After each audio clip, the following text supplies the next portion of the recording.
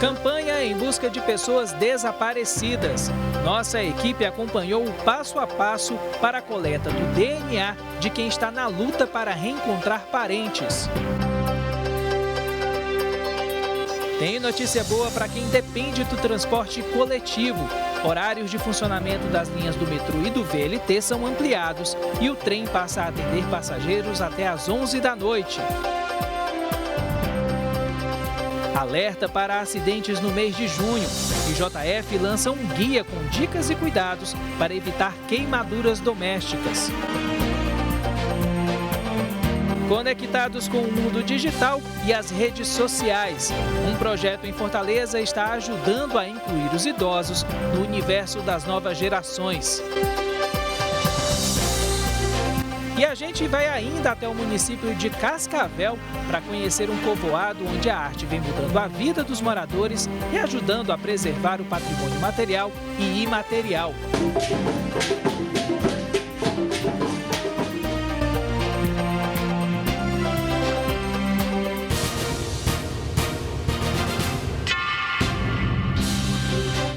Olá, boa noite.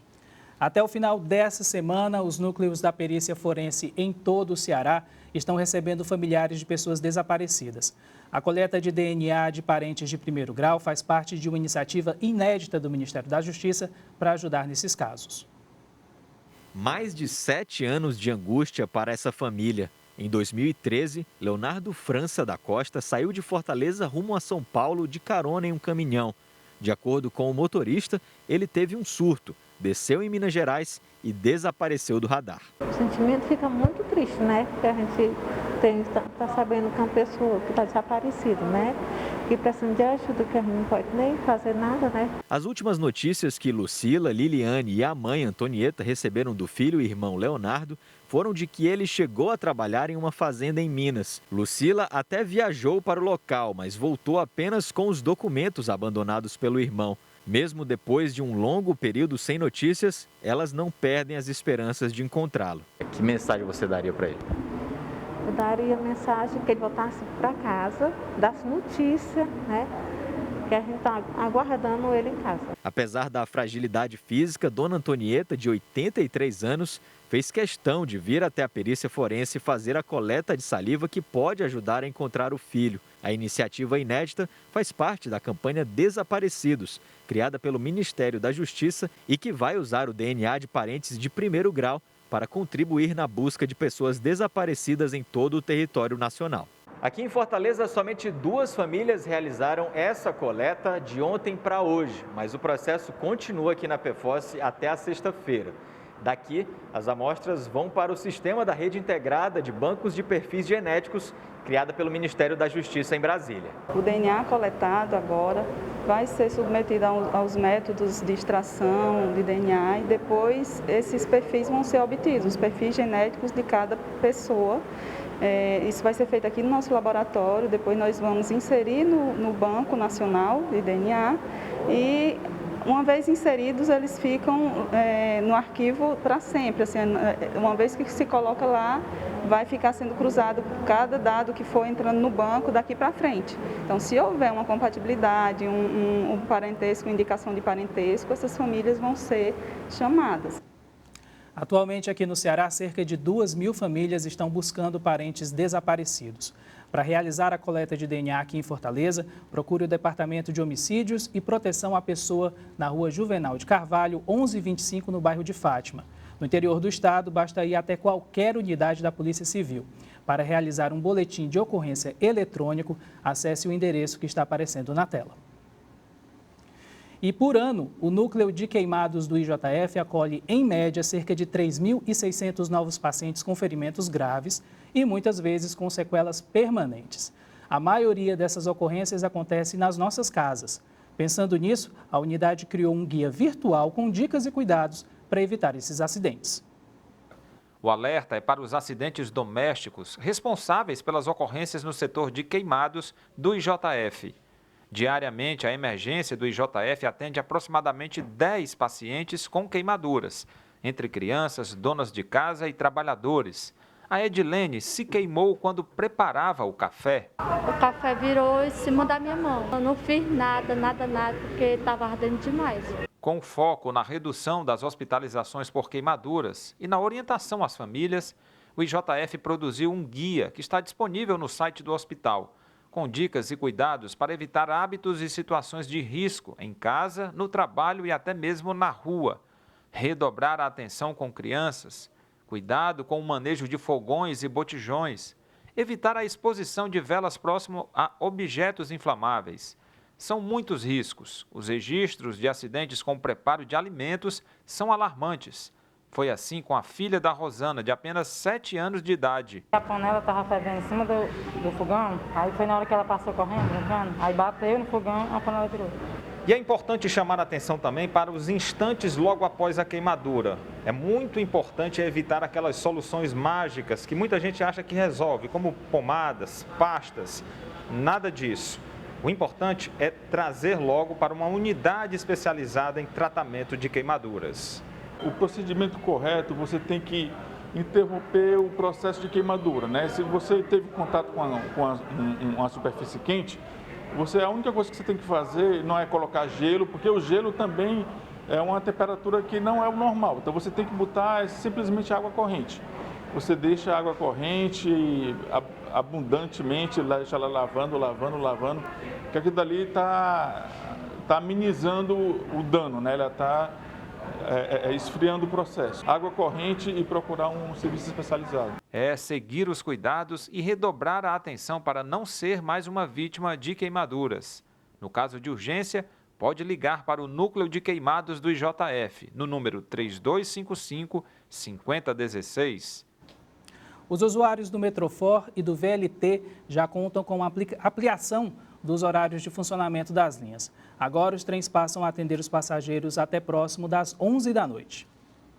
Adriana mora na Vila Manuel Sátiro e trabalha no centro da cidade. Desde que inaugurou, o metrô tem sido seu principal e eficiente meio de transporte. Tempo que eu economizo, que no ônibus é em fase de 1 hora a 1h15, o metrô em 15 minutos eu estou aqui no centro da cidade. Isabel compartilha da mesma ideia quando vem lá de Pacatuba pelo menos 3 vezes por semana. Ele tem aquela disponibilidade de estar de 20 em 20 minutos, então isso acelera muito as tarefas que a gente tem, porque o ônibus ele leva cerca de 1h30, está sempre lotado, é mais caro. A boa notícia é que a partir desta semana, os horários de funcionamento das linhas do metrô e do VLT foram ampliados e o trem passa a atender passageiros até às 11 da noite. As duas linhas têm suas primeiras viagens do dia às 5h30 da manhã. Já na linha oeste, devido à menor demanda deste sistema, o horário normal de operação segue até às 20 horas, também com início por volta das 5h30 da manhã. Só nessa estação transitam cerca de 10 mil pessoas diariamente. E com tanta gente circulando, é sempre bom lembrar, mesmo com a ampliação dos horários, os cuidados com as medidas sanitárias precisam continuar sendo tomados e assim o uso da máscara permanece imprescindível. Devemos continuar com aqueles mesmos cuidados que existiam antes, com a questão da obrigatoriedade do uso de máscaras e da distanciamento social. Lembrando que antes de cada viagem, os passageiros devem consultar os horários de operação por meio do site metrofor.ce.gov.br. Através da página é possível ainda consultar os horários das partidas por estação e de acordo com o sentido desejado. No próximo bloco, a gente traz as novidades sobre a vacinação aqui no Ceará e veja também como os idosos estão se integrando à rotina e comunicação digital. Eles querem ficar cada vez mais conectados com as novas gerações. A gente volta já.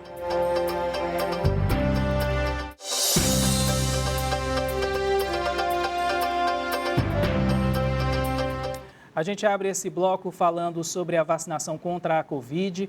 O imunizante Sputnik V, de produção russa, deve chegar ao Brasil no mês que vem.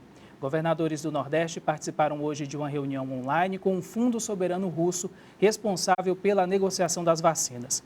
O governador do Ceará, Camilo Santana, divulgou em suas redes sociais que o fundo confirmou que enviará no início de julho as primeiras doses da vacina e que entregará até o fim deste mês o cronograma de distribuição das doses. O Sputnik, assinamos um contrato que o início da entrega das vacinas já seria em março, já teria sido em março desse ano. O Ceará adquiriu em torno de 5,5 milhões de doses, né? Seria suficiente para a gente concluir toda a vacinação dos cearenses nessa etapa, somadas as vacinas já realizadas. Então, nós vamos, com a decisão da Anvisa e com algumas deliberações que nós estamos discutindo com o Fundo Russo, com a própria Anvisa, nós esperamos hoje, na reunião que teremos daqui a pouco com o Fundo Soberano, já ter a ideia de um calendário de entrega dessas primeiras vacinas agora no mês de junho. Vamos conferir agora os dados atualizados do IntegraSUS sobre a pandemia da Covid-19 aqui no Ceará. O Ceará chegou à marca de 852.588 casos de Covid-19. 21.699 pessoas morreram em decorrência da doença, sendo 4 nas últimas 24 horas. Atualizando agora os números da ocupação de UTIs e enfermarias no estado, no Ceará, 85% das unidades de terapia intensiva e 60% das enfermarias estão ocupadas. Em Fortaleza, 80% das UTIs e 65% dos leitos de enfermaria estão ocupados. No Cariri, a situação é mais grave, 96,2% de ocupação. Nas enfermarias, o número de leitos ocupados é de 55%. As informações estão disponíveis no portal IntegraSUS. Segundo um levantamento da Confederação Nacional de Dirigentes Lojistas, 97% dos brasileiros com mais de 60 anos já acessam a internet. O estudo também mostra que a pandemia da Covid-19 acelerou o acesso ao mundo digital por essa parte da população. Mas a verdade é que ainda tem muita gente que não está acompanhando essa evolução. Pensando nisso, o programa Fortaleza Amiga do Idoso vem promovendo cursos de inclusão digital. Cada vez mais em um mundo digitalizado, ficar sem utilizar as redes sociais é quase viver fora da realidade. Tudo se encontra na internet. E foi pensando em tornar esse acesso mais democrático que o projeto Fortaleza Amiga do Idoso resolveu ensinar o manejo dessas novas ferramentas a quem ainda não tem tanta intimidade com os aparelhos. A dona Eurizete, de 61 anos, está adorando. Eu conversei com ela via chamada de vídeo.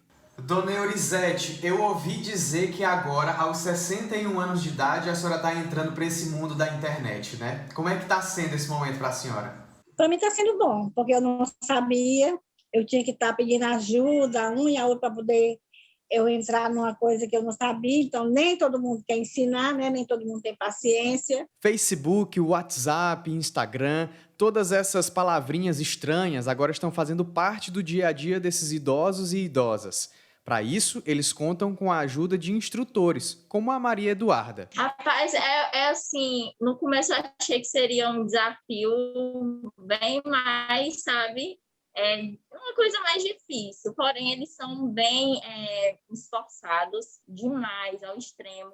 O projeto já capacitou mais de 700 idosos com cursos de inclusão digital e mídias sociais desde 2018. Os alunos têm idade entre 52 e 85 anos. Atualmente, são 8 turmas que contam com 80 inscritos no total. Não só a informática básica que é ministrada para os grupos de idosos do projeto Fortaleza Cidade Amiga do Idoso, como também a inserção das mídias sociais, ensinar a pessoa idosa a mexer no celular, a interagir com grupos sociais via smartphone.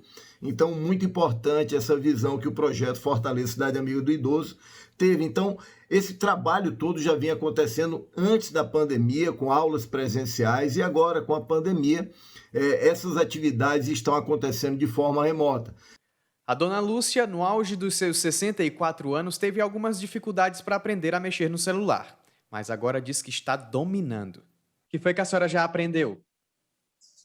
Aprendi tanta coisa. Enviar mensagem pelo WhatsApp, nós temos uma aula de interação pelo WhatsApp, né? Muito bom, viu? Mexer no Facebook. A gente vê que é um público que muitas vezes é esquecido e a gente está conseguindo encurtar a distância, principalmente nessa pandemia do isolamento, através de mídias sociais, através de jogos, aplicativos, para deixar eles bem presentes, né, conosco, né? E hoje é celebrado o Dia Internacional de Combate à Violência contra a Pessoa Idosa. A data tem o objetivo de promover debates e ações de prevenção contra os diversos tipos de agressões sofridas por essa população. Só para ter uma ideia, de acordo com a Delegacia de Proteção ao Idoso e Pessoa com Deficiência, as denúncias de violência contra os idosos em Fortaleza cresceram cerca de 62% nos 5 primeiros meses de 2021, se comparado ao mesmo período do ano passado. Para falar um pouco mais sobre esse assunto, eu tenho aqui comigo a titular da delegacia, Ana Paula Barroso. Ana Paula, muito bem-vinda aqui ao Jornal da TVC. Uma boa noite. Boa noite. Ana Paula. É um prazer estar. Boa noite, alô? Pois não? Boa noite a todos. Ok, Ana Paula, só para a gente começar aqui a nossa conversa, a que se deve o crescimento desse número, né? Sim, é o seguinte, na realidade, o que a gente tem percebido que a violência, né, na realidade sempre ocorreu, mas eu acredito que após a criação da delegacia aqui em Fortaleza, isso de alguma forma fomentou, fez com que as pessoas se conscientizassem a buscar o equipamento policial para denunciar, né? Então, na medida que a delegacia foi criada, ela foi criada em agosto de 2018, então vai fazer 3 anos. Então, de lá para cá, os números têm crescido justamente porque cada ano, na medida que as pessoas tomam conhecimento da delegacia, elas nos procuram para fazer esses registros. E aí, cada vez mais, esses números têm aumentado, né?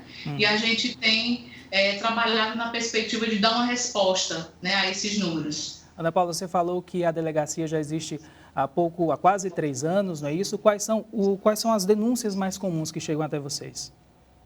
Certo. A delegacia, como te disse, ela foi criada em agosto de 2018 e, assim, as denúncias mais recorrentes se referem primeiro, a violência psicológica, que seria aquele tipo de violência em que a pessoa idosa sofre ameaça, sofre agressão verbal, sofre chantagens emocionais, por vezes ela é humilhada, sofre, no contexto familiar, né, ofensas de todo tipo, assim, ofensas que afetam sua dignidade enquanto pessoa idosa. Certo. Também uma das ocorrências que a gente recebe muito diz respeito à violência financeira, abuso financeiro, que ela se configura quando a gente tem situação de apropriação ou desvio de de recursos financeiros ou recursos patrimoniais da pessoa idosa.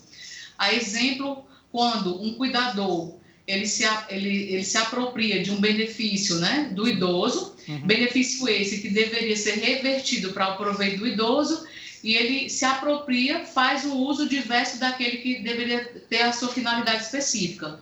Então, o que a gente constata aí é uma verdadeira abuso financeiro, né? Uma exploração de cunho financeiro. Certo, doutor. Também uma ocorrência que a gente recebe muito, só para fechar esses 3 tipos, que são bem recorrentes, além da psicológica, da financeira, também diz respeito aos maus tratos, que é essa exposição à integridade, né, a integridade, a saúde física e psíquica da pessoa idosa, submetendo por vezes a situação degradante, desumana, quando, por exemplo, priva o idoso de alimentos, não provê as necessidades básicas, não promove assistência à saúde. Então, isso tudo acaba gerando violência nesse contexto de maus tratos. Quais são as penas, né, para esses tipos de crimes, doutora? As penas? Sim. Bom, o Estatuto do Idoso, ele traz pelo menos 14 tipos penais, e dentro desses 14 tipos penais, temos as penas que variam de 2 meses até 12 anos. Um caso de 12 anos, ela se refere quando temos, por exemplo, uma situação de maus tratos qualificado pelo resultado morte, né? Então, essas penas, ela vai de um patamar de 2 meses até 12 anos. Certo. Normalmente, qual é a relação da vítima com o agressor? Normalmente algum vizinho, algum parente? Qual é o mais comum, doutora? Infelizmente, o mais comum diz respeito a filhos, né? Assim, é lamentável ter que informar isso, sim, mas essas violências ocorrem muito no contexto familiar. Eu diria que é mais ou menos uma média de 90%. Então, são filhos, são netos, são cuidadores, né, até profissionais que são contratados pelos familiares, que nesse contexto do âmbito familiar promovem esse tipo de violência contra a pessoa idosa. Certo. Que tipo de ajuda é oferecida para o idoso, né, em situação de violência? Pronto, é o seguinte, quando o idoso, você fala em termos de canais de denúncia ou a nível de delegacia de atendimento? De atendimento. Sim. Quando esse idoso nos procura na delegacia, primeira coisa que a gente faz, né, a primeira diligência a ser feita é uma escuta qualificada. Essa escuta passa pela necessidade de um acolhimento, onde você respeita as decisões do idoso, respeita a condição dele de pessoa idosa, respeita o seu tempo, a sua fala e suas decisões. Essa escuta, ela passa por uma atuação mais humanizada, onde, a partir dessa escuta, a gente consegue detectar, além da violência, eventual necessidade de encaminhamentos para outros equipamentos da rede de proteção. Por exemplo, quando o idoso ele fala de situação de vulnerabilidade social, vulnerabilidade de cunho familiar. Então, a gente encaminha para o CREAS, para o CRAS, né? Até na perspectiva de restauração dos vínculos familiares. Se chega para a gente também uma idosa que sofre violência de gênero, a gente também instrumentaliza o requerimento das medidas protetivas de urgência para poder promover, né, a proteção a essa pessoa. E assim, nesse contexto, a depender do que é relatado pela pessoa idosa na delegacia, tanto é dado as orientações, os encaminhamentos, é explicado também sobre a necessidade cientificado acerca dos direitos que ele tem, né? Certo. Porque às vezes a pessoa não sabe que dispõe de alguns direitos. Sim. E a gente também fala de outros órgãos que, assim como a delegacia, podem chegar ao socorro dessa pessoa idosa. A exemplo disso, o Ministério Público, né? Temos também o GAV, que é o Grupo de Apoio à Vítima de Violência. É um trabalho belíssimo realizado pela Polícia Militar, certo, em que faz esse acompanhamento, esse processo de visitação às vítimas de violência na perspectiva de evitar, de alguma forma, novas ações delitivas no ambiente familiar. E, doutora Ana Paula, só para a gente encerrar aqui a nossa conversa, quem quiser denunciar, como deve proceder? Pronto. Temos vários canais, várias possibilidades. A mais corriqueira, comum, digamos assim, é a busca pela própria delegacia, né? A pessoa pode ir na delegacia, pode fazer o registro em qualquer delegacia de polícia, mas vindo aqui na especializada, fazemos esse registro e aí é deflagrada a instauração de um inquérito policial. Também ele pode, se ele achar melhor, se manter no anonimato, manter essa informação sigilosa, não tiver a intenção de fazer uma denúncia anônima, então ele pode se valer do 190, que é a central da CIOPS, certo, ele pode se valer do 181, que é um canal da SSPDS, e também o mais recorrente que a gente recebe muitos diariamente é o Disque 100, né, que é da Ouvidoria Nacional dos Direitos Humanos. E, recentemente, também foi criado um WhatsApp do Disque 100, que é o número 061 99656 5008. Esse WhatsApp também promove o recebimento dessas denúncias. Ok, doutora Ana Paula, muito obrigado pela sua entrevista aqui no nosso programa de hoje e parabéns por esse trabalho, tá certo? Eu que agradeço e nos colocamos à disposição. É uma delegacia que está com atuação há menos de 3 anos, mas que tem uma equipe que tem perfil, afinco e assim, promove um trabalho muito importante, né? Acaba sendo um equipamento que integra a rede de proteção nessa perspectiva de enfrentamento à violência contra a pessoa idosa. Ok, então muito obrigado, uma boa noite. Boa noite. E continuando aqui no nosso Jornal da TVC, você tem direito ao bônus salarial PIS/PASEP, então é bom ficar ligado no calendário de pagamento. No próximo bloco a gente traz também informações, detalhes para você sobre a comunidade do Moito Redonda, que é contemplada com o edital Mecenas do Ceará com o objetivo de desenvolver e valorizar a cultura local, que é o barro. É daqui a pouco.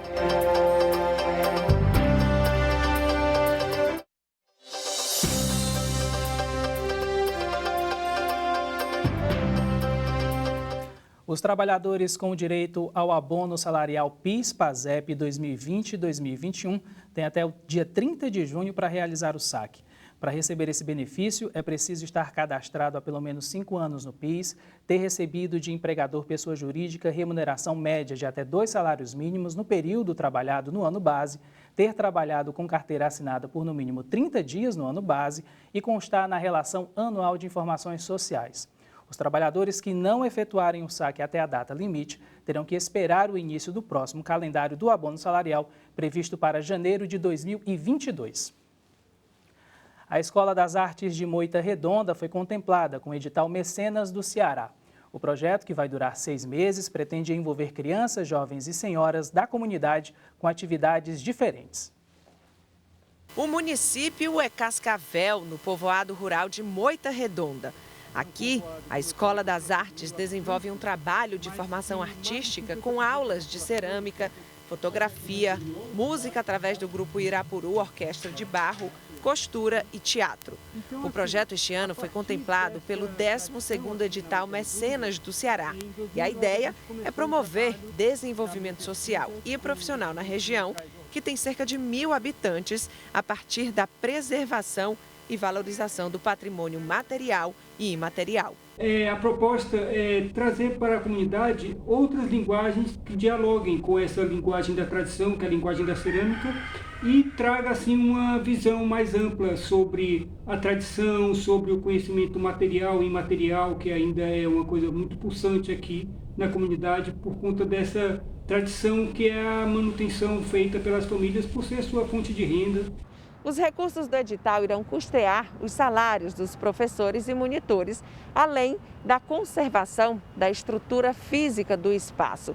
Ao final do projeto, vai ser realizada uma apresentação com todo o grupo e também a exposição das obras resultantes das aulas ministradas. A cerâmica aqui na região é uma tradição muito conhecida, que passa de pais para filhos. Por isso, o trabalho todo envolve essa técnica. Tanto que a meninada da música aprendeu a tocar com instrumentos de barro, como guitarra, tambores, flautas e outros.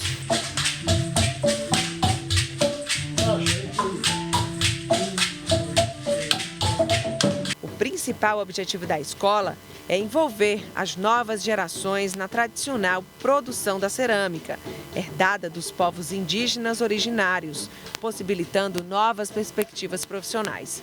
Atualmente, a produção local é feita por cerca de 60 famílias que têm no barro sua principal fonte de renda. O Jornal da TVC está terminando. Outras notícias você confere durante a nossa programação ou nas nossas redes sociais. Uma boa noite para você e até amanhã.